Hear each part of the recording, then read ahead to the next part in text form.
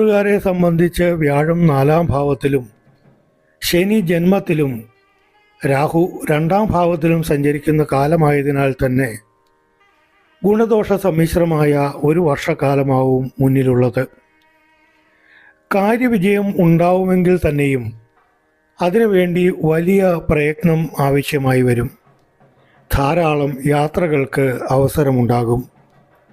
ഉന്നത വ്യക്തികളുമായി ബന്ധം സ്ഥാപിക്കുവാനും അതിലൂടെ നേട്ടങ്ങൾ കൈവരിക്കുവാനും കഴിയും. ഭാവിയിലേക്ക് മുതൽക്കൂട്ടാകുന്ന നിക്ഷേപങ്ങൾക്കോ സംരംഭങ്ങൾക്കോ തുടക്കമിടാനാകും. പ്രതിസന്ധി ഘട്ടങ്ങളിൽ മിത്ര ബന്ധു സഹായം ലഭിക്കും. ആരോഗ്യകാര്യങ്ങളിൽ അനാവശ്യ ആശങ്കകൾ വച്ചു പുലർത്തും. ജോലിയിൽ സ്ഥലം മാറ്റം, വകുപ്പ് മാറ്റം എന്നിവ ഉണ്ടാകാം. ബന്ധുവിയോഗം, അന്യദേശവാസം ഇതൊക്കെ അനുഭവത്തിൽ വന്നേക്കാം.